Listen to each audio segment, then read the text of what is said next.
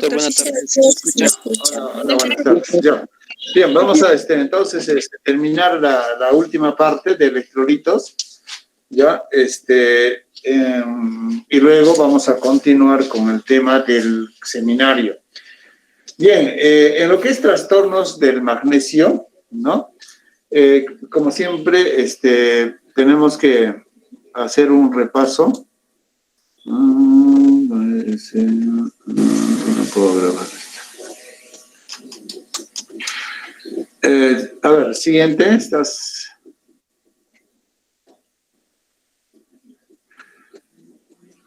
Como siempre es bueno hacer un repaso fisiológico. Entonces, este es lo que tradicionalmente, históricamente, se llamaba el ion olvidado, ¿no? Este es un cation equivalente. ¿Por qué olvidado? Porque cuando hablamos de electrolitos, solamente más nos dedicamos a revisar trastornos del sodio, potasio, de los clásicos, ¿no? Calcio. Como que el magnesio estaba olvidado, no se le daba la debida importancia, ¿no? Por eso hay sendos capítulos todavía en libros anteriores, en ediciones anteriores, en el cual hablan del ion olvidado. Pero no es tan ya olvidado, ahora sí creo que hay mucha gente que incluso ha hecho mucho dinero al recordarnos de este magnesio, ¿no? Hablan ya de productos que están sacando en base al magnesio. Este es un cation divalente que está distribuido ampliamente en muchos alimentos, ¿no? Como el cacao, por ejemplo, las nueces, la soya, la cebada, el maíz, el trigo, avena, plátanos, legumbres, carnes y pescado. Estos alimentos son ricos en magnesio, ¿no? En nuestro organismo más o menos tenemos 28 gramos de magnesio, ¿ya? Siguiente, en total, ¿no? Su mayor concentración es intracelular y más o menos la variación, los rangos que nosotros encontramos en el plasma sanguíneo es de 2 a 2.2 miliequivalentes por litro, ¿ya? El 38% está ligado a las proteínas y las necesidades de magnesio por día son de 250 miligramos y es mayor en el embarazo y la lactancia. Tanto es así ahora en los controles prenatales, ¿no? de la embarazada, les adicionan suplementos de magnesio, igualmente a los lactantes, ¿no? Siguiente. Entonces, los reguladores de este magnesio está pues en el riñón a través de la paratormona que favorece la absorción tubular de este magnesio. A nivel del hueso, la paratormona va a favorecer la liberación de magnesio del hueso. ¿No? Las hormonas tiroideas también juegan un rol importante como factor regulador, ¿no? Van a disminuir el magnesio sérico. La calcitonina aumenta la reabsorción tubular renal de magnesio, ¿no? Y eliminan también el magnesio, ¿no? La calcitonina. Y la hormona antidiurética va a eliminar el magnesio. Entonces hay unos que absorben, otros que eliminan. La idea es de que el magnesio tengamos pues en las proporciones, en la cantidad suficiente. Tiene que mantenerse en un equilibrio, ¿no? Entonces, de la manera que es. Siguiente. ¿Cuáles son las funciones que cumple el magnesio en nuestro organismo? Juega un rol importante en el metabolismo celular.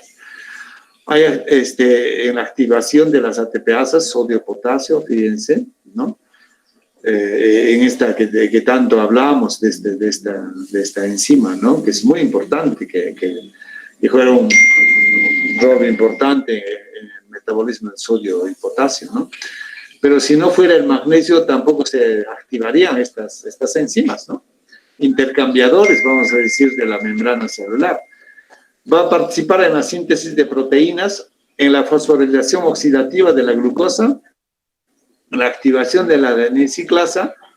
Hay una estrecha interrelación con el potasio. También tiene que ver en la excitabilidad neuronal. Siguiente. Entonces, ahora sí ya hablando de los trastornos, ¿no? Vamos a ver primero por déficit, El déficit del magnesio se llama hipomagnesemia. Entonces, cuando las cifras están por debajo de 2 milivalentes por litro, estamos frente a una hipomagnesemia, ¿no? ¿Cuáles son las causas de la hipomagnesemia? El aporte insuficiente, como en el caso de la malnutrición calórica proteica en muchos pacientes, o en nutriciones parenterales, también muchas veces no se les da la cantidad suficiente o sencillamente no se considera. Pérdidas renales, como en la insuficiencia renal aguda, podría también perderse con uso de diuréticos, nefropatías crónicas. Algunos medicamentos como la gentamicina, el cisplatino, la diabetes mellitus, el hiperaldosteronismo, el hipertiroidismo, hipercalcemias y el alcoholismo. En estas situaciones se van a perder el magnesio a través del riñón, ¿no? Siguiente. También a nivel intestinal se puede perder, ¿no? Como en los casos de síndrome de malabsorción. Dentro de todos los elementos que no puede absorberse en esta patología, en este síndrome, también el magnesio, ¿no?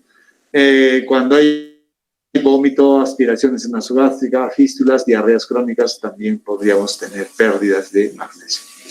Otras causas que van a producir hipomagnesemia son esa pancreatitis aguda, quemaduras, las transfusiones múltiples, el ejercicio físico continuado. Siguiente. ¿Cuál es la clínica de la hipomagnesemia? A nivel neuromuscular vamos a tener fasciculaciones, temblores, atetosis, signos de tetania, hipertonía muscular, hiperreflexia, parestesias, calambres, convulsiones, vértigo, ataxia, nistagmus, apatía, depresión, confusión, coma y muerte. Como verán, básicamente el trastorno se da a nivel neuromuscular, ¿no? Con estas fasciculaciones, con estos temas de depresión, que incluso pueden llegar hasta el coma, ¿no? Siguiente. A nivel cardiovascular, la hipomagnesemia va a producir taquicardia, extrasístoles, arritmias, cardiopatías isquémicas, hipertensión arterial, el digestivo, espasmos de víscera hueca, ¿no? De estas disfagias, anorexia, náusea, ilio, y a nivel hematológico, anemia, ¿no? Hay una cosa muy importante que en algún momento también ya se había mencionado, ¿no? Cuando hay hipomagnesemia, ¿no? Podemos encontrar, ¿no? vamos a decir,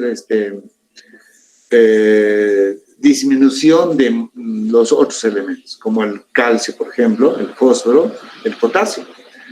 Hay muchos pacientes que tienen pues una disminución de todos estos elementos y nos echamos a buscar causas y cuando el magnesio es el causante. Bajo el magnesio puede producir hipocalcemia, hipofosfatemia, hipopotasemia. Entonces es importante tener en cuenta este aspecto. Siguiente. En cuanto al tratamiento, ¿qué es lo que tenemos que hacer? Cuando el magnesio está por debajo de 1.5, hay que tratar, sobre todo, ¿no? Podemos iniciar por vía oral con el hidróxido de magnesio, 200 miligramos, 3 veces al día, el pidolato de magnesio, como lactato de magnesio. También podemos utilizar parenteralmente, ¿no? A través de la avena, el sulfato de magnesio, 10 gramos en 24 horas.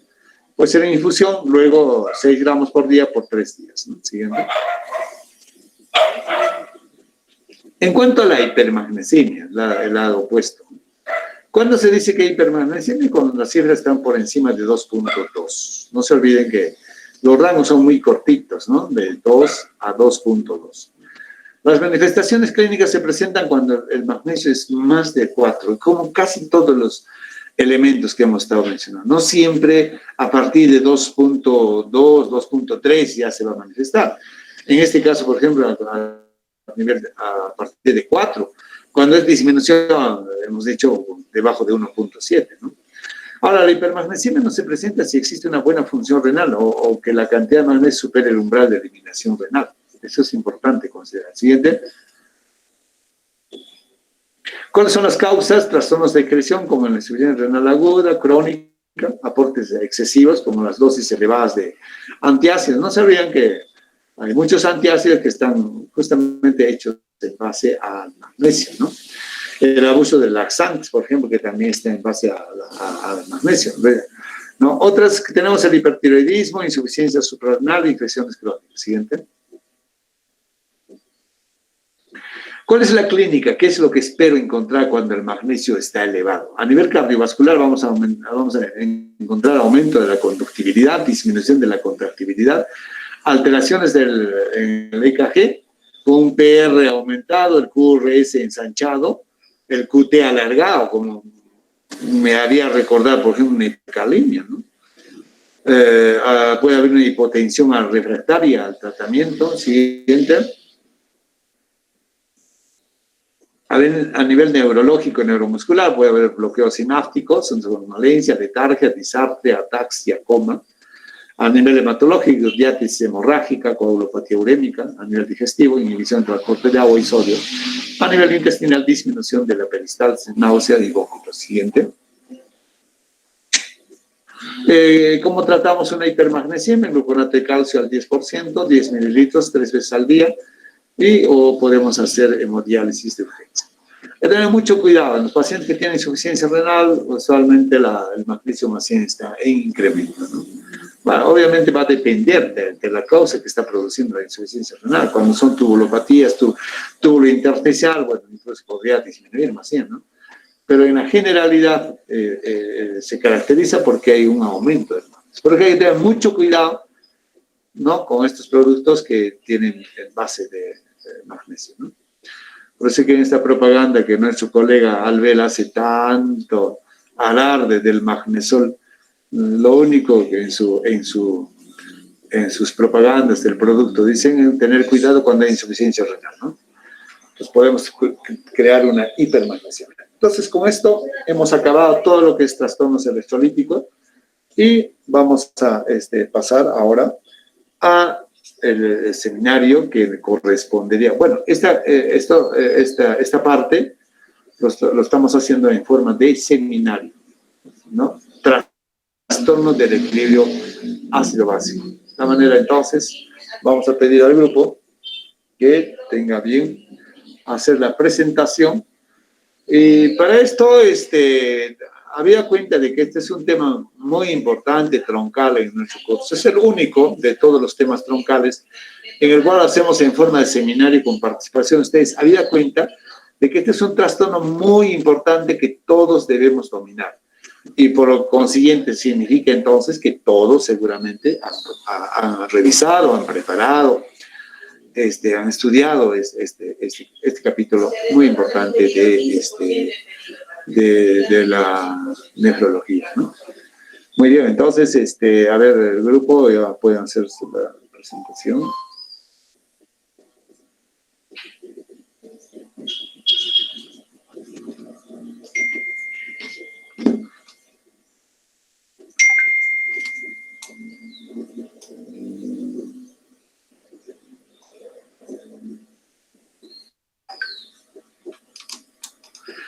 Muy bien, entonces, a ver, algunas cosas, es 2:30 exactamente. Por esta vez vamos a hacer hasta la 1:20, ¿ya? Esto vamos a continuar los miércoles, que está destinado para los seminarios. Entonces, ustedes han solicitado que el examen sea el 9 de abril. ¿Está correcto esto, delegada? Porque me han estado preguntando los demás docentes, el 9 de abril, ¿no es cierto? Así sí, doctor. No tenemos ningún problema para poderlo acabar. Entonces, a la 1:20 vamos a terminar esta parte porque vamos a darle otro espacio más el día miércoles, que también tenemos todavía un saldo, vamos a decir, del otro seminario. Entonces, hasta la 1:20 vamos a hacer la presentación por ahora, ¿ya? Y luego vamos a continuar. Muy bien, Flor de María, a ver, va a empezar, Flor de María. Presente, doctor, buenos días. ¿Se me puede escuchar bien? Sí, te escucho, yo por lo menos te escucho muy bien, ¿ya? Perfecto. Vamos, buenos días, doctor. Buenos días. Perdón, antes, cada uno va a tener unos 20 minutos. Va a ser este seminario 1 hora. Esta es la excepción, ¿ya? 20 minutos cada uno, ¿no? para hacer la presentación. Como les digo, a la 1:15 más o menos, a 1:20, estaríamos acabando por ahora, ¿ya? Porque tengo un tema que tengo que solucionar. Entonces, bueno, ahora sí puedes empezar. Listo, doctor. Doctor, chicos, buenos días. En esta oportunidad vamos a exponer acerca de los trastornos del equilibrio ácido-base. Siguiente, por favor. Primero vamos a entrar en generalidades, vamos a definir algunos conceptos. Primero vamos a ver el ácido. ¿Qué es un ácido? Va a ser una sustancia capaz de ceder hidrogeniones con facilidad, a diferencia de una base que va a ser una sustancia capaz de captar los hidrogeniones. Ahora, una acidemia lo vamos a definir como un aumento en la concentración de hidrogeniones, a diferencia de una alcalemia que va a ser una disminución de concentración de hidrogeniones. Ahora, un anion gap va a ser capaz de mantener una electroneutralidad. Y bueno, la alcalosis y la acidosis van a ser procesos fisiopatológicos que ya lo vamos a ver en un momento. Y vamos a ver también un concepto bastante importante, que es el pH. El pH va a ser un logaritmo negativo de la concentración de hidrogeniones y esta va a estar expresada en milimoles por litro. Y tenemos que tener bastante en cuenta que los valores normales plasmáticos aproximadamente son de 7.40, exactamente 7.3979. Siguiente, por favor. Bien, vamos a hablar un poquito de la fisiología. El porcentaje normal de los hidrogeniones en el líquido extracelular va a ser de 40 miliequivalentes por litro y en el intra va a ser de 10 milimoles por litro. Vamos a ver que los límites compatibles con la vida del pH va a ser de 10 a 60. No, perdón, va a ser el pH de 7.4, que esto equivale más o menos de 10 a 60 miliequivalentes por litro. Y vamos a ver que también va a ser el principal producto ácido del metabolismo celular, o sea, el CO2. Y vamos a ver que por hidratación por la enzima que es la anhidrasa carbónica se va a convertir en ácido carbónico, como lo podemos ver en la siguiente, en el cuadro de más inferior. Vamos a ver que va a ser se va a tratar de un ácido potencial, ya que su hidratación mediante la reacción que va a ser totalmente reversible, catalizada por la anhidrasa carbónica, va a generar el ácido carbónico. Siguiente, por favor. Ya, ahora vamos a hablar un poquito sobre los amortiguadores fisiológicos. Vamos a definir un tampón o buffer a la primera línea de defensa ante los cambios desfavorables del pH, y esto va a ser gracias a la capacidad que van a tener para captar o liberar los protones de modo inmediato. Y pues estas respuestas van a manifestarse como las variaciones en el pH. Ahora, el pK va a representar el valor del pH en el que el sistema tampón puede alcanzar como su máxima capacidad amortiguadora. Y pues se pretende mantener un pH alrededor de 7. Y pues serán buenos amortiguadores aquellos sistemas cuyo pK esté próximo a este valor, que es 7. Siguiente, por favor. Bien, definamos un poquito lo que es el amortiguador de ácido carbónico o bicarbonato. Este va a estar presente en el medio tanto intracelular como extracelular, y la concentración de cada uno de los dos elementos lo van a componer y van a regularlo, principalmente el CO2 por un sistema de intercambio de gases a nivel pulmonar y el bicarbonato con el sistema de intercambio de solutos a nivel renal. Ahora, hablemos del amortiguador de proteína. Va a encargarse del mantenimiento del pH mediante un intercambio tanto de iones hidrógeno unidos a proteínas, como por ejemplo el sodio y el potasio. Y las propiedades amortiguadoras de la hemoglobina también van a desempeñar un papel bastante importante.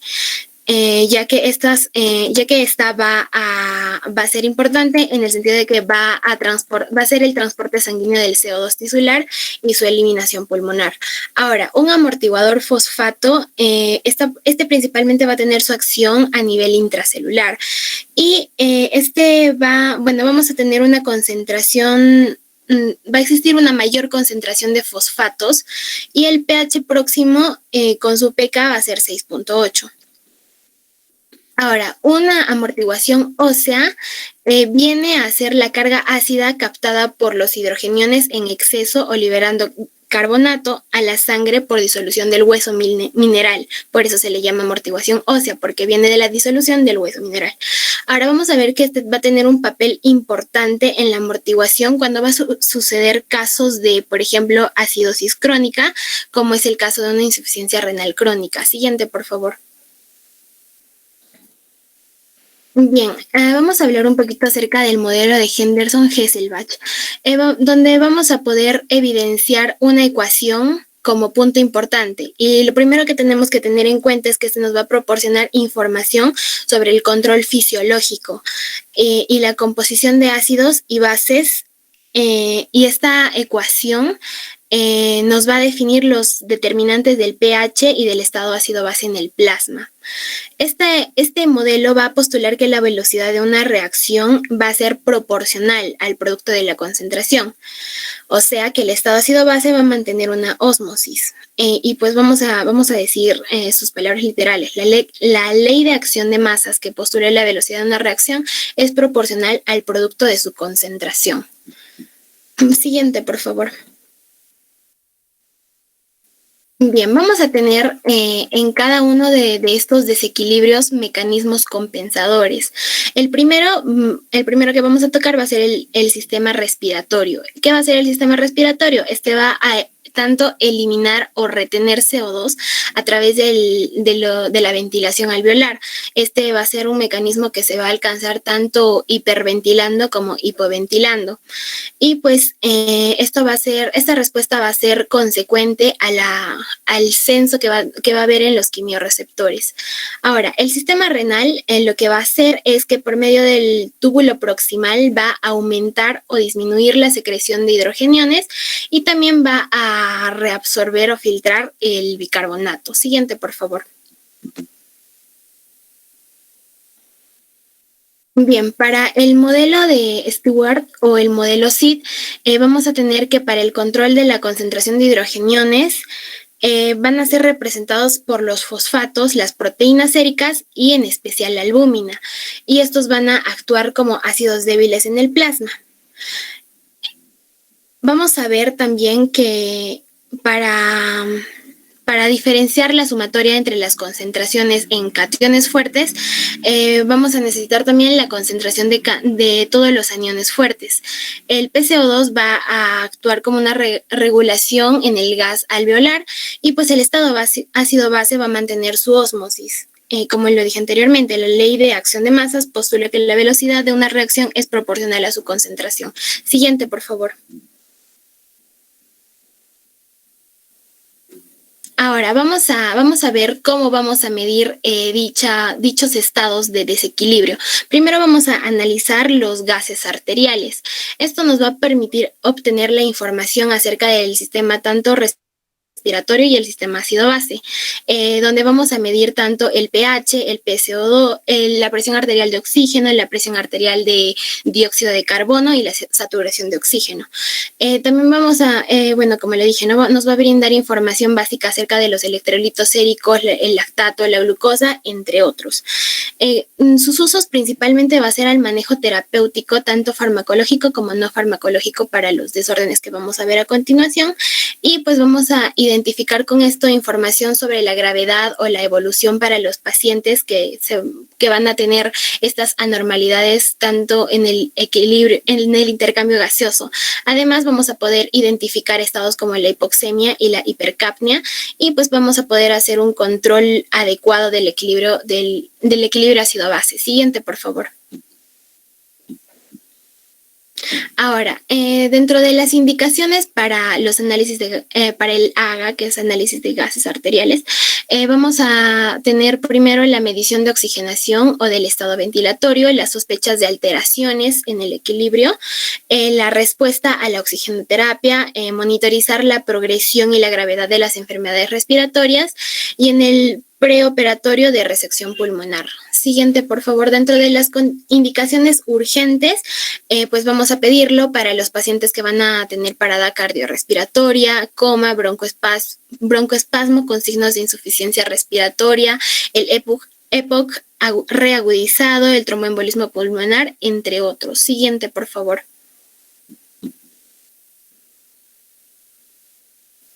Bien, la toma de muestra le vamos a tocar bastante superficial, ya que es solo un tema un poquito más complementario.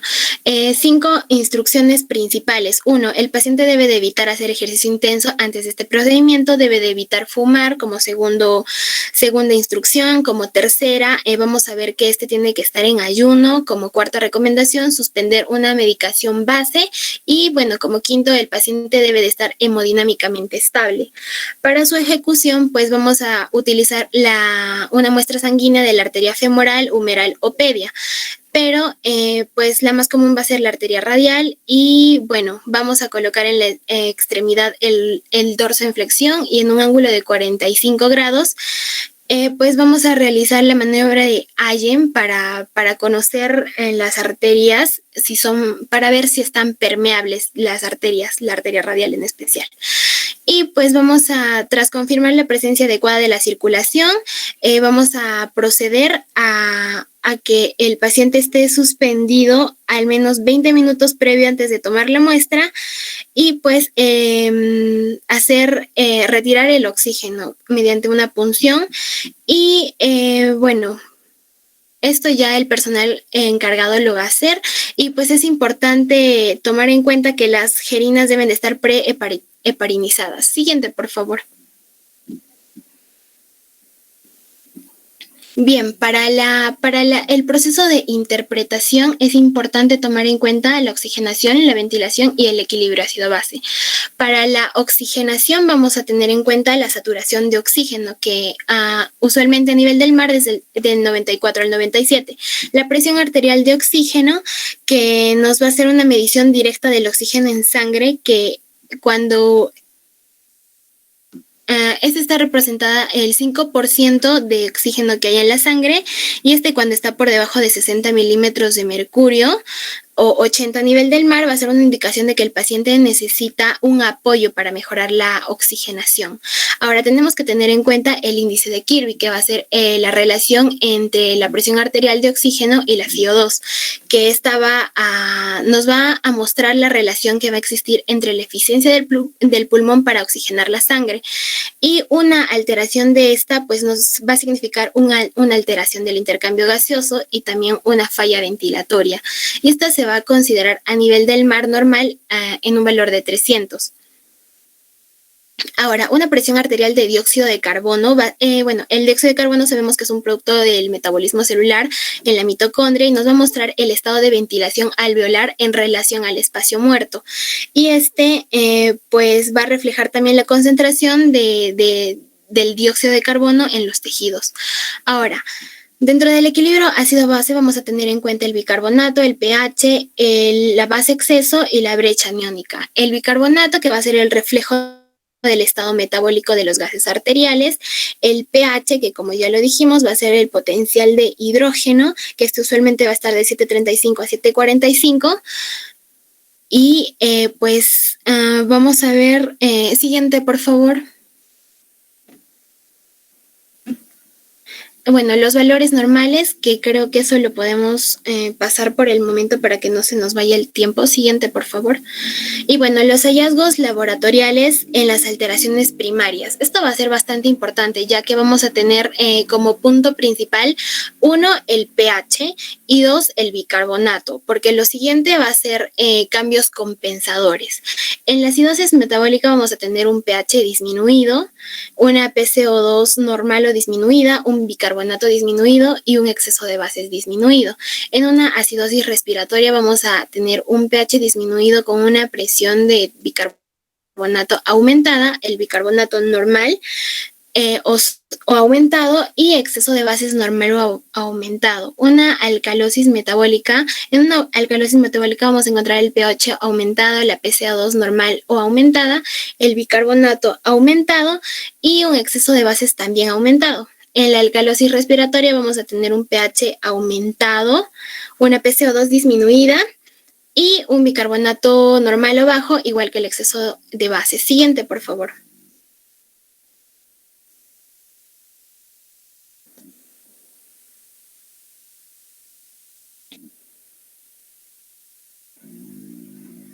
Bien, ahora, entre las alteraciones primarias y el tiempo de respuesta compensatoria, vamos a ver que primero, en las alteraciones primarias, como es la acidosis metabólica, vamos a tener como respuesta compensatoria una alcalosis respiratoria y un tiempo de respuesta aproximado de 12 a 24 horas. En la acidosis respiratoria vamos a tener como compensador una alcalosis metabólica y el tiempo de respuesta aguda va a ser en minutos y la crónica de 2 a 4 días. Una alcalosis metabólica vamos a tener como respuesta una acidosis respiratoria y el tiempo de respuesta va a ser totalmente irregular. Y en el caso de una alcalosis respiratoria vamos a tener como respuesta compensatoria una acidosis metabólica y el tiempo de respuesta va a ser en caso de una aguda en minutos y una crónica de 2 a 4 días. Siguiente, por favor. Bien, hablemos de la acidosis metabólica. La acidosis metabólica se va a definir como un proceso fisiopatológico anormal en el que vamos a encontrar un descenso del pH plasmático y este va a tener lugar a una ganancia de un ácido fuerte o una pérdida de bicarbonato en el fluido extracelular que va a ser, esto va a producir consecuentemente una disminución entre la diferencia de iones fuertes que produzca una fuerza electroquímica y esto va a resultar un aumento de la concentración de hidrogeniones. Vamos a ver que una persona normal va a experimentar diariamente una ganancia de ácidos fuertes de aproximadamente de 50 a 80 miliequivalentes y pues esto va a ser producido por el catabolismo proteico y consecuentemente, si vamos a tener una pérdida de ácidos por vía renal, vamos a tener cuantitativamente igual una ganancia. Y esta ganancia de bicarbonato va a ser despreciable si su pérdida no va a tener lugar en un individuo normal. Además, el balance del hidrógeno metabólico va a ser igual a 0. Ahora, viéndolo desde el anión GAP va a reflejar todos aquellos aniones distintos al cloruro y al bicarbonato. Y esto va a ser totalmente necesario para contrabalancear las cargas positivas del sodio. O sea, el número de cationes tiene que ser igual al número de aniones. Pero si se tiene en cuenta que los aniones más importantes van a estar desequilibrados, pues se va a observar de todos modos una desigualdad. Entonces, el anión GAP va a ser igual al sodio más menos el cloro menos el bicarbonato. El anión GAP normalmente va a estar entre 10 a 12 miliequivalentes y este va a ser constituido por proteínas, sobre todo la más importante, la albúmina, y fosfatos, sulfatos, entre otros aniones orgánicos. Siguiente, por favor. Dentro de la etiología vamos a tomar 3 puntos importantes. La producción excesiva de ácido fijo. A ver, alumna, vamos a llamar a un segundo alumno.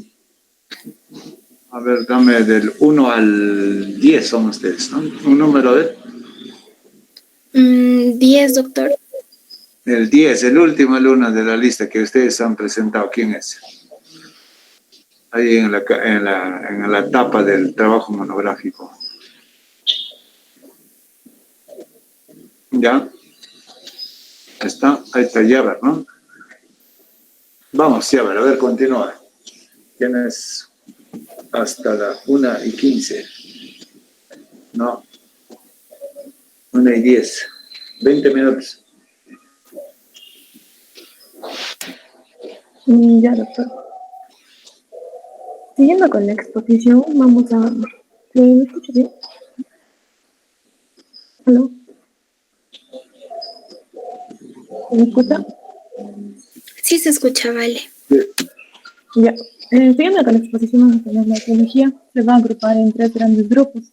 La producción excesiva de ácido fijo, pérdida excesiva de base, regeneración insuficiente de bases. Sin embargo, según el valor que vamos a tener del anión GAP, algunas de las acidosis metabólicas pueden dividirse en 2 grandes grupos. Una con anión GAP elevado o normoclorémica, que va a ser por adición de ácidos fijos, y otra con anión GAP normal o hiperclorémica por pérdida de bicarbonato.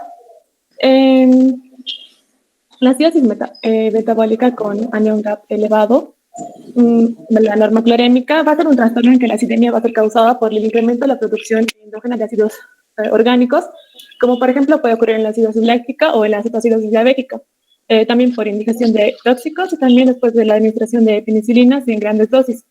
Todos estos aniones no cuantificables van a desplazar el bicarbonato y van a ser responsables del incremento de la brecha aniónica. Tenemos que tener en cuenta que las causas que van a llevar a su aparición van a ser generalmente graves, principalmente si el gap va a superar los 25 miliequivalentes por litro. Y en su diagnóstico suele llegar por elementos clínicos y por el interrogatorio del doctor. Y existe un tratamiento específico por la causa que ha provocado esto. Y se debe reconocer que en qué casos se puede utilizar tratamiento con bicarbonato. Siguiente, por favor. En los tipos va a haber excesos de ácidos endógenos, como la acidosis lactámica. Normalmente se va a producir ácido láctico con un ritmo de 1 miliequivalente por kilo, siendo el hígado el encargado de hacer desaparecer esto. Las causas comunes de la acidosis láctica van a ser shock séptico, shock cardiogénico, insuficiencia multiorgánica, sepsis, insuficiencia hepática. Y las causas que van a ser generalmente infravaloradas va a ser la disfetiamina y la alcalosis. En la cetoacidosis vamos a tener como causas el ejercicio aerobio extenuante, el déficit de insulina, ayuno intensos, entre otros. Y en la insuficiencia renal vamos a tener la insuficiencia renal que se va a originar por la acidosis metabólica por dos mecanismos. Uno que va a ser la falta de funcionamiento de la tesis distal necesaria para generar bicarbonato y reducción del filtrado que va a ocasionar la obtención de ácidos inorgánicos. En los excesos de ácidos exógenos vamos a tener principalmente lo que es la ingesta de alcohol, que va a elevar la osmolaridad de la sangre, y por cada elevación de 11 miliosmoles por kilo en la osmolaridad va a reflejar a 50 miligramos de etanol por cada 100 mililitros de sangre. Se van a considerar niveles tóxicos 300 miligramos por cada 100 mililitros y va a ser un nivel letal ya 500 miligramos por cada 100 mililitros. Generalmente van a empezar síntomas neurológicos a partir de los 20 miligramos por decilitro, ceguera a partir de los 100 miligramos por decilitros y una muerte a nivel de 150 miligramos por decilitros. En la corrección del anion gap, de 7.2 a 7.3 se va a restar un punto al valor calculado del anion gap. De 7.1 a 7.2 se van a restar 2 puntos y menores a 7.1 se van a restar 3 puntos. Siguiente, por favor. La acidosis metabólica con anion gap normal va a ser la hiperclorémica, va a reflejar la pérdida del bicarbonato como el fracaso en la represión de los depósitos del álcalis o la depresión producida por una carga endógena diaria de ácidos físicos con la adición de ácido clorhídrico o también sus precursores, y va a haber una expansión del volumen extracelular con soluciones que no van a contener bicarbonato, así que va a producirse una acidosis dilucional. Van a haber diferentes tipos, como las pérdidas gastrointestinales, que van a ser secreciones del páncreas, de la vía biliar y el intestino delgado, que van a tener altas cantidades de bicarbonato, y esto va a tener una finalidad de que se neutralice lo que es el ácido clorhídrico del estómago. Entre sus causas vamos a poder tener diarreas, drenaje del intestino delgado, hilo paralítico y adenoma velloso. En las pérdidas renales vamos a tener que la absorción, puede ser no efectiva o baja y se puede deber a inhibición de la anhidrasa carbónica proximal, a inhibición del antiportador del sodio, un efecto de la secreción del hidrógeno. Y en la regeneración de vasos insuficientes vamos a tener que la síntesis del bicarbonato que es llevada a cabo por el túbulo colector cortical va a fallar en 3 ocasiones o por 3 causas, que es en la excreción de protones, disponibilidad del distal del amoníaco y la disponibilidad de ácido. Siguiente, por favor. En las manifestaciones clínicas vamos a encontrar efectos sobre el metabolismo del potasio, que va a ser la hipopotasemia por intercambio celular de potasio por el hidrógeno y una pérdida urinaria, hiperpotasemia por la alteración en la excreción urinaria asociada. En los efectos sobre el metabolismo proteico vamos a tener hipercatabolismo, proteólisis. En los efectos sobre el metabolismo del calcio, fósforo y magnesio vamos a tener el aumento de la reserción ósea, hipercalciuria, hipermagnesiuria, y el efecto sobre el metabolismo del sodio vamos a tener lo que es la natriuresis, contracción del volumen, y los efectos sobre el metabolismo del sistema endocrino vamos a tener lo que es la diaforesis, la hipersecreción péptica con náuseas, vómitos y gastrodenitis. En los efectos sobre el sistema nervioso central vamos a tener lo que es el estupor, el coma, y en los efectos sobre la ventilación va a haber la taquipnea y la respiración de Kussmaul, y en los efectos sobre el riñón vamos a tener lo que es la reducción del glomerular, la activación del sistema angina-angiotensina, aldosterona y el estímulo de la aminogénesis. Siguiente, por favor. En el diagnóstico vamos a tener que la acidosis metabólica va a haber 2 tipos, uno que es hiato aniónico elevado, que tenemos que medir las cetonas, pueden ser aumentadas o no aumentadas. En caso de que sean aumentadas, va a medir la glucosa, puede ser aumentada o no aumentada, y si es aumentada es cetocisis diabética, y si no es no aumentada es cetocisis no diabética. En el caso de que medir las cetonas no estén aumentadas, vamos a tener que buscar en un aumento del ácido láctico. Tenemos que buscar diferentes posibles fuentes de producción o causas de por qué se ha elevado el ácido láctico. Y si es negativo, pensar en otras posibilidades, como insuficiencia renal, intoxicación por metanol, diferentes causas. En caso de que sea hiato aniónico normal, tendremos que medir las cargas de la meta urinaria. Puede ser positiva o negativa. En caso de que sea positiva, vamos a tener casos como pérdidas gastrointestinales, y en caso de que sea negativa, va a ser parálisis urinarias. En el tratamiento, para planificar un tratamiento adecuado, y es fundamental identificar que algunas respuestas secundarias, como los mecanismos de compensación, y si esos van a ser adecuados o no, y si van a existir otros trastornos con ácidos base, como trastornos mixtos o electrolíticos asociados. En la acidosis metabólica, lo que tenemos que tener en cuenta va a ser bloquear la fuente de la que está produciendo el ácido. Por ejemplo, en la cetosis diabética tenemos que aportar insulina, teniendo en cuenta siempre que van a haber compensaciones. Tenemos que tener especial atención o precaución al momento de planificar el tratamiento. Tenemos que tener en cuenta lo que es la hipopotasemia, ya que esto va a implicar un déficit de potasio grave. La reposición de bicarbonato intravenoso en las acidosis agudas con hiato anónico elevado debe ser muy cautelosa, porque puede ser aplicada solo en ciertas circunstancias, por ejemplo, como la hiperpotasemia extrema, descensos potencialmente mortales de pH, y cuando tenemos que valorar riesgo y beneficio, tenemos que ver cuál nos conviene mejor. Si decidimos usar lo que es el bicarbonato, el único objetivo es ganar tiempo hasta que los mecanismos homeostáticos van a conseguir que el pH aumente su valor a través de la producción de bicarbonato. Entonces, el bicarbonato sérico, ya en los cálculos de reposición, nunca va a ser igual que un bicarbonato normal, sino que va a tener un valor de seguridad de 8 a 12 mil equivalentes por litro, según la ecuación 4. Ya, el tratamiento con bicarbonato es menos restrictivo que en las acidosis metabólicas con hiato aniónico aumentado. Pásale los efectos, por favor. Si se va a utilizar un pH que va a ser menor a 7.2, entonces el objetivo va a ser aumentar el pH hasta que llegue a esta cifra.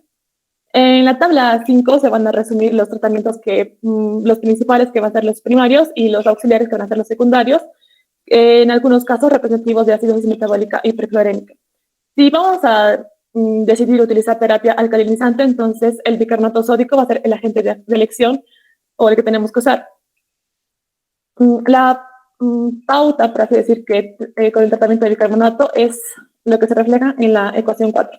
Se debe administrar las primeras 24 horas la mitad de la dosis calculada, asumiendo que esto va a llegar a va a obligar a una monitorización frecuente con las gasometrías, y después de las primeras 24 horas se va a volver a recalcular el déficit del bicarbonato y se va a seguir haciendo la corrección de manera parcial, evitando así que sea una corrección rápida. Siguiente, por favor. Ya, en la alcalosis metabólica se va a una elevación primaria de la concentración plasmática de bicarbonato, a pesar de que es un trastorno frecuente. Más del 50% de las alteraciones del equilibrio ácido-base van a ser en pacientes hospitalizados por alcalosis metabólica. No suele ser valorada clínicamente, aunque se va a asociar ese trastorno con una importante morbimortalidad. Siguiente, por favor.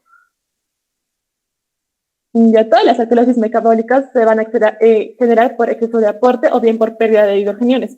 Para que se mantenga en el tiempo, debe existir una alteración de regulación renal que va a impedir que el riñón deshaga el valor del bicarbonato plasmático, y que básicamente va a ser la depresión de cloro o del potasio, la concentración del volumen eficaz, el exceso de la actividad mineralocorticoide en el hiperaldosteronismo o la insuficiencia renal grave. En la tabla 6 se van a enumerar las causas más frecuentes de lo que es la alcalosis metabólica, clasificadas en función de la génesis de la alcalosis o a su respuesta terapéutica al tratamiento con sales de cloro. Los vómitos y la aspiración gástrica van a ser junto con los diuréticos las causas más frecuentes de la alcalosis metabólica, y la hipopotasemia acompañante no se debe a pérdidas digestivas de potasio, sino al aumento de su eliminación diaria. Por favor. Los síntomas de la alcalosis metabólica son difíciles de diferenciar a los de la depresión del volumen o de la hipopotasemia acompañante. En la alcalemia grave no compensada va a predominar lo que es la apatía, la confusión, la irritabilidad neuromuscular, como va a tener calambres, debilidad cutánea y las arritmias cardíacas. En los casos de alcalemia grave, en que el bicarbonato va a estar mayor a 40 miligramos por litro, se va a encontrar una elevación moderada del hiato aniónico. Y en casi un 50% de los casos se debe al lactato y el resto es debido a las contracciones proteínas séricas que además se van a volver más aniónicas por causa de la alcalemia. Siguiente, por favor. El tratamiento incluye la causa subyacente, la corrección de los déficits existentes como la hipovolemia, el déficit de cloruro y del potasio. Vamos a tener el tratamiento de la alcalosis metabólica sensible al cloro, en el que se va a poner suero salino isotónico con cloruro de potasio añadido, agua y sal por vía oral, siempre y cuando sea tolerado el tratamiento oral, retirada de los diuréticos si es posible, y inhibidores de la bomba de protones tras una aspiración gástrica o vomitarios psicógenos.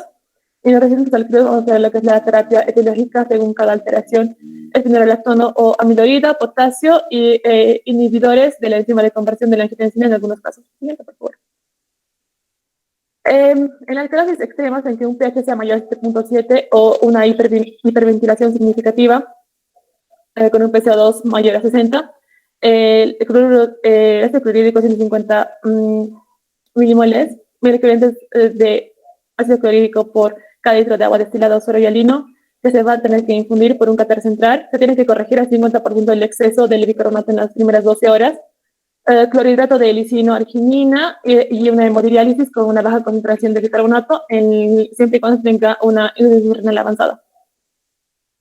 En la alcalosis metabólica, que va acompañada por hipopotasemia, contracción del volumen salino isotónico y con cloruro de potasio, se tiene que evitar el uso de ringerlactato, ya que va a contener aniones orgánicos susceptibles que pueden formar bicarbonato, y la pérdida renal de bicarbonato puede favorecerse con acetosolamida, pero no se recomienda si persiste la hipovolemia o la hipopotasemia.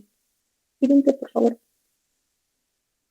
En el algoritmo diagnóstico, en la imagen se puede observar que el diagnóstico de la acidosis metabólica, donde AG va a ser el sodio, es una fórmula, el sodio menos el cloruro más el bicarbonato. En el primer caso, si el AG está aumentado mayor a 12 miligramos por litro, las cetonas están muy elevadas y tienen glucemia, vamos a hablar de lo que es una cetoacidosis diabética. Si la glucemia no está elevada, entonces va a tener una cetoacidosis no diabética. En el caso de que no exista cetonas o solo algo elevado con lactato sérico, puede ser acidosis láctica, hipoxia, hipoperfusión, sepsis, o una acidosis láctica B, que va a ser causada por metformina, alcoholes, neoplasias, etc. En caso de que no haya lo que es lactato sérico, tenemos que buscar otras causas de acidosis. Tenemos que tener en cuenta lo que es el GAP osmolar mayor a 20 milimoles por kilo, que puede ser intoxicación por alcoholes, etanol, metanol, etilenglicol y otras cosas. Por otro lado, en el caso de que la G normal sea de 8 a 12 miligramos por litro, teniendo en cuenta de que su valor normal es de 6 a más o menos 3 miligramos por litro, tenemos que tener en cuenta la carga urinaria positiva y medicamentos extremos tales como diarrea, fístulas intestinales, laxantes, cloruro cálcico u otras. Y en caso de que tengamos una carga de orina negativa, se puede deber a pérdidas de bicarbonato por causas renales, acidosis tubular distal, acidosis tubular proximal, etc. Siguiente, por favor.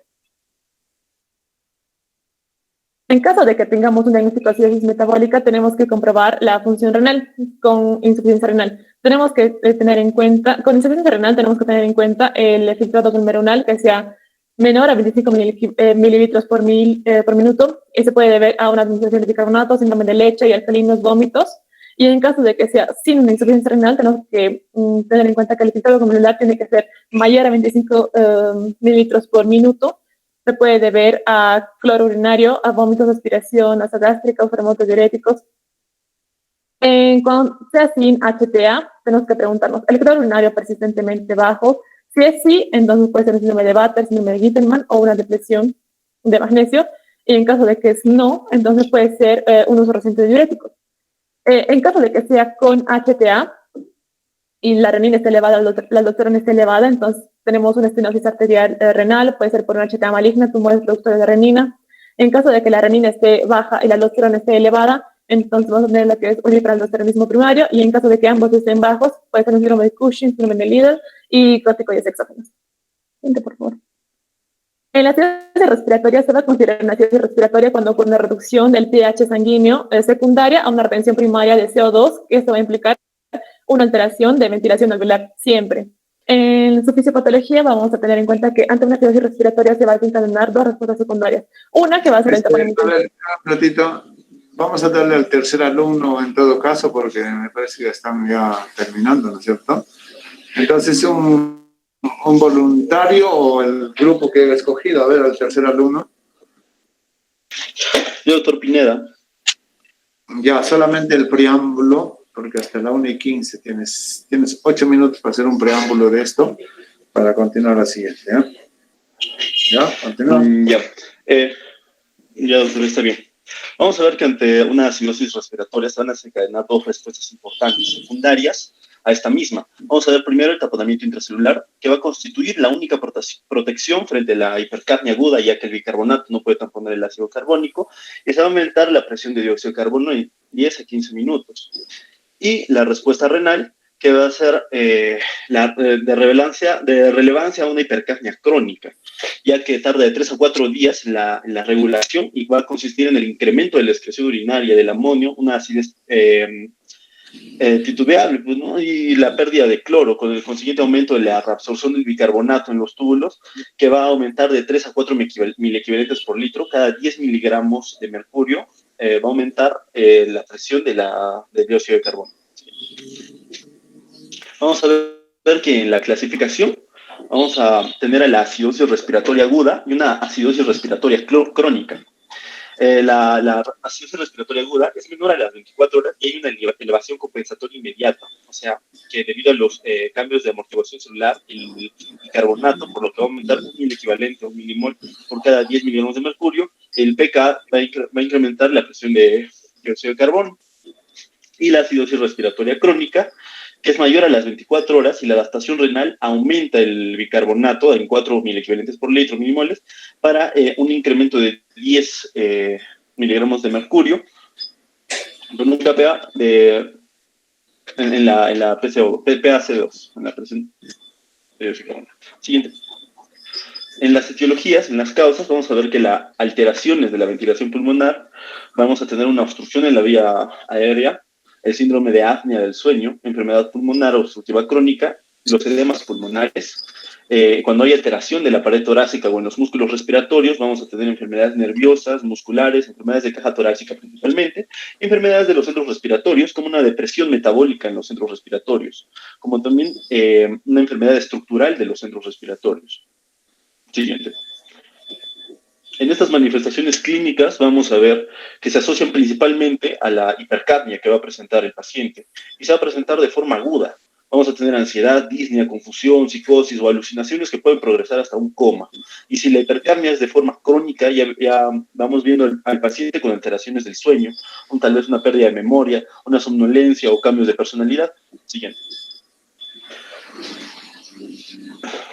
También vamos a ver que las propiedades de los vasodilatadoras cerebrales, gracias al dióxido de carbono, pueden aparecer una ingurgitación conjuntival, tal vez algunas dilataciones en vasos de la retina, edema de la papila, una rubicundez facial. Siguiente.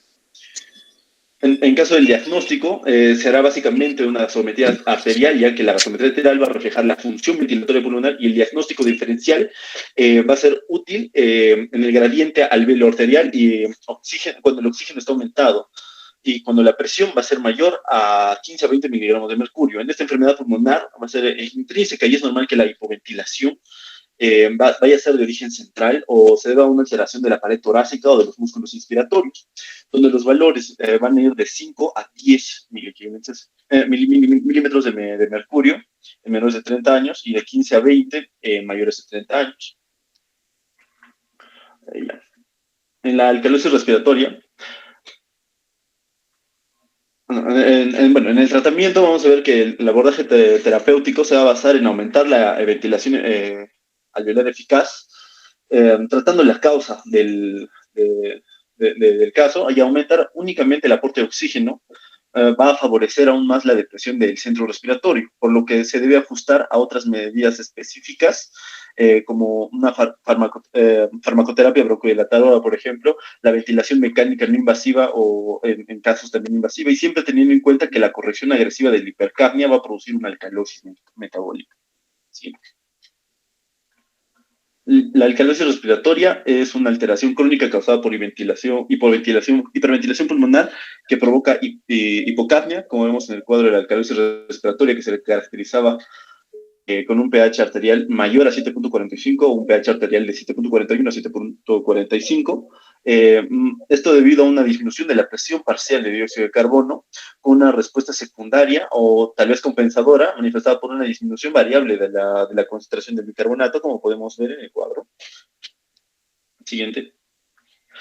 Y bueno, las causas de esta alcalosis respiratoria van a provenir de la hipoxemia o hipoxia tisular por varios mecanismos fisiopatológicos de la insuficiencia respiratoria.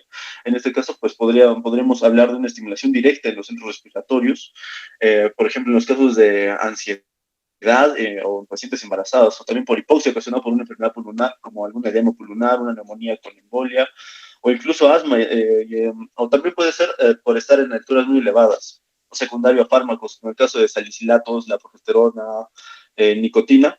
También tenemos que tener en cuenta que la compensación de bicarbonato en agudo, si es que la presión de dióxido de carbono disminuye 10 miligramos de mercurio, el bicarbonato va a disminuir de 2 a 3 mil equivalentes por litro. Y en crónico, si la presión de dióxido de carbono disminuye 10 miligramos de mercurio, el bicarbonato va a disminuir de 5 a 6 mil equivalentes por litro. Ahora vamos a hablar de la clasificación de esta alcalosis respiratoria. La clasificación de las alcalosis respiratorias según el tiempo, que puede ser aguda o crónica. Y según su duración vamos a ver que la alcalosis respiratoria aguda, vamos a estar frente a una alcalosis respiratoria cuando disminuye la presión de dióxido de carbono en 10 miligramos de mercurio, y a su vez el bicarbonato va a disminuir en 2 mil equivalentes por litro. Además de la alcalosis respiratoria aguda, va a ocurrir de forma, la crónica va a ocurrir de forma rápida y puede venir acompañada de la pérdida de conocimiento. Con esta vamos a ver que en el caso de estas alcalosis agudas, la presión de dióxido de carbono va a descender 4 miliquilogramos por litro de bicarbonato, obtenido así lo que se llama el efecto de compensación metabólica obtenido por la eliminación renal de bicarbonato, y la máxima compensación se va a lograr de 3 a 5 días de manera tardía. Siguiente, por favor. En la clínica vamos a ver que la hipocapnia va a jugar un papel importante, ya que esta va a dar lugar a un descenso del calcio iónico en el líquido intracelular, produciendo una irritabilidad neuromuscular, parestesias peribucales, espasmos carpopedales y calambres musculares. En casos bastante graves, vamos a ver que podría presentarse tetania. Al mismo tiempo, también se puede ver la vasoconstricción cerebral a consecuencia del descanso agudo de la presión de dióxido de carbono, que va a manifestarse como vértigos, confusión mental, convulsiones. Y la alcalosis respiratoria crónica suele ser asintomática o cursar con una sintomatología propia, ¿no? de la enfermedad causal, ¿no? Siguiente. Ya. Al diagnóstico vamos a ver que se llega a través de la gasometría arterial, donde se va a evidenciar el descenso de la presión de dióxido de carbono con el aumento del pH y la ligera reducción del bicarbonato de forma aguda, ¿no? En la forma crónica el pH va a llegar a ser normal. ¿Sí? En el tratamiento, sí. En el tratamiento vamos a ver que se va a enfocar en resolver la causa de la alcalosis respiratoria, pero en líneas generales. O sea, lo que va a hacer es reciclar el dióxido de carbono en la misma persona. Y esto pues va a lograr que se respire dentro de una bolsa, un papel o una mascarilla o un reservorio de la respiración, en este caso para reincorporar el dióxido de carbono al cuerpo y estabilizar al paciente por el mecanismo compensatorio inmediato que serían los pulmones.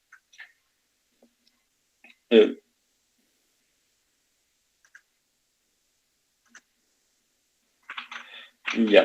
En los trastornos mixtos. A ver, un rato, bueno, esta parte lo vamos a dejar para el día miércoles, ¿ya? Así que todos revisamos y luego viene la discusión del tema, el análisis, la réplica del grupo panel y de todos los alumnos. Espero que todo el mundo esté imbuido, hayan revisado todos, y sobre todo este libro base que es este Avendaño, ¿ya? Avendaño. Bueno, ya hasta el día miércoles. Ya, chao muchachones, ya nos vemos. Gracias por todo, buen día.